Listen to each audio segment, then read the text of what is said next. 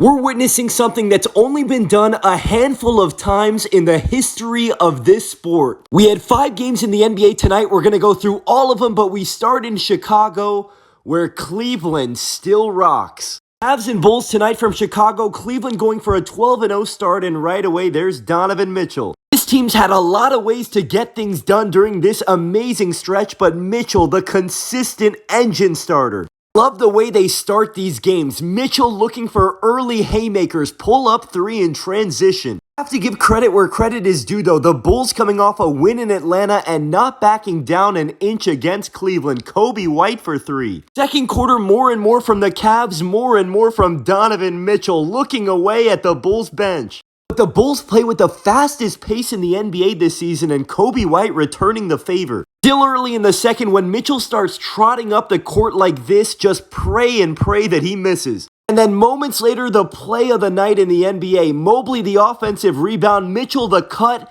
and then Mitchell, it is showtime in Chi-Town. Bulls not backing down an inch though, and late in the first half, it's Kobe from Naperville. Third quarter all tied up at 73, and Kobe again stepping back for 3, giving the Bulls the lead. Now the Bulls building on their lead. Levine down the lane. Just like the other night against the Brooklyn Nets, the Cleveland bench bringing them back. Harris LeVert with the N1, final seconds of the third. How good has Ty Jerome been? 9 minutes to go in the game, Cleveland up by 5, more from that Cleveland second unit, the minivan off the window. But time and time again, when they needed a basket, Donovan Mitchell lifting them on his shoulders. Bulls still not budging though, down by 2, 5 minutes to go, Levine in the mid-post, a thing of beauty. It was a fun game down the stretch, Cavs up by 2, and their X-Factor, Ty Jerome the steal and the assist to Mitchell. Cleveland up by 4, 30 seconds to go. And it's the Eastern Conference Player of the Week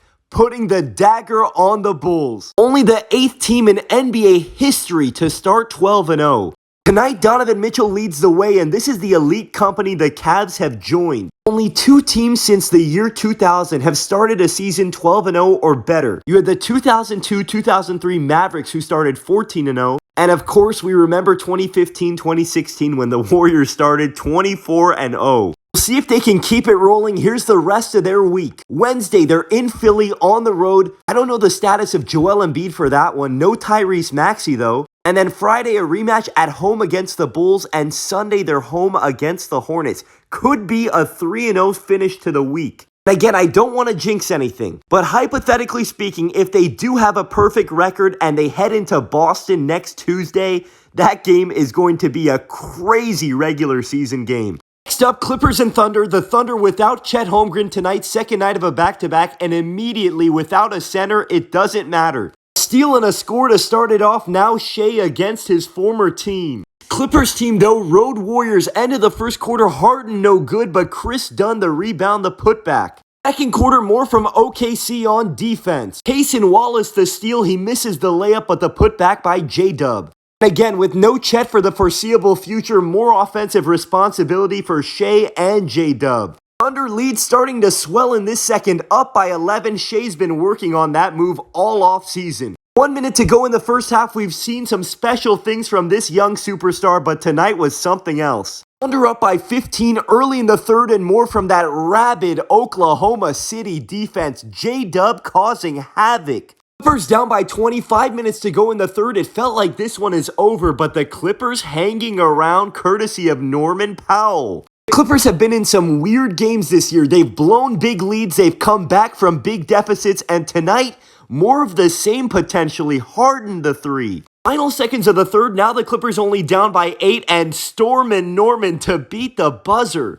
Clippers still down by 8, 5:20 to go in the fourth, and Norman Powell not letting them quit. Every time they got a little bit closer, Shea would do Shea things. Thunder lead now down to 3 with 2 minutes to go, and it's SGA going to his left with that patented step back. Clippers still have a chance though here, down by 4 with 20 seconds to go. They need a quick basket and a fitting way for this one to come to an end. Lou Dort forces the jump ball, then he wins the tip, and the Thunder win the ball game. And on the first night without Chet, his co-star stepped up in a major way. J-Dub 28, 8, and 6. And a career high for Shai Gilgeous-Alexander. So special. 45, 9, and 5 steals to go along with it. In San Antonio tonight, Spurs against the Kings and Victor Wembanyama starting to figure it out in year 2. I'm going to make a separate video all about this game on my page, but Wemby, again, 34 points, 14 boards, and 6 made threes. Wizards and Rockets tonight from Houston. Second night of a back-to-back for both teams. Houston beat Detroit yesterday,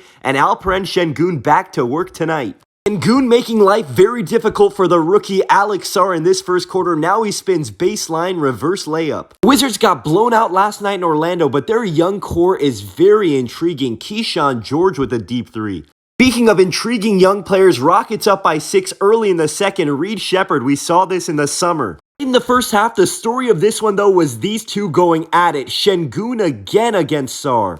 Now it's time for some electricity in Houston. Jalen Green the steal and showtime with the left. Moments later, this dude has been so underrated off the Rockets bench. Tari Eason steal and score. Fourth quarter, 6.5 minutes to go. Rockets lead down to 8. Go right back to the big fella spinning baseline again. He was great yesterday against the Pistons. He was great again tonight. Şengün leading the Rockets to the win. 27 and 17 for Şengün in the Rockets' victory over the Wizards. Last but not least, Nets and Pelicans today from New Orleans and the return of Trey Murphy for the Pels. Even with Murphy back in the lineup though, Brandon Ingram having to do a lot of heavy lifting for the Pels. End of the first quarter, this has been a common theme for these Nets. They are scrappy and they fight every game. All tied up midway through the second quarter, Ben Simmons directing traffic to Keon Johnson. Great start for Simmons, Brandon Ingram going right back at him on the other end. All tied up late in the third quarter, one of the bright spots for the Pelicans, the rookie Yves Missi.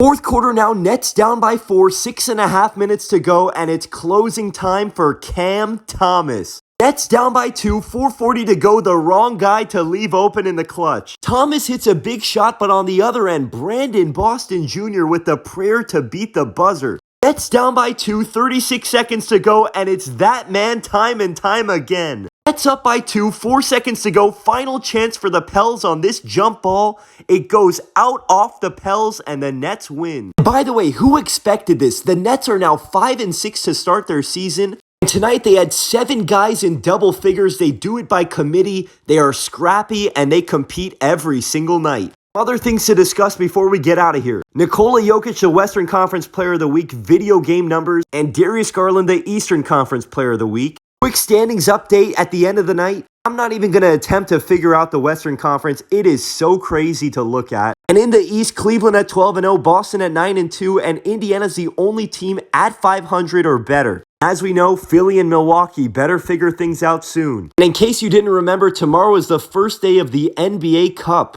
Tomorrow is also going to be the return of Klay Thompson to Golden State. Obviously, that's going to be super emotional.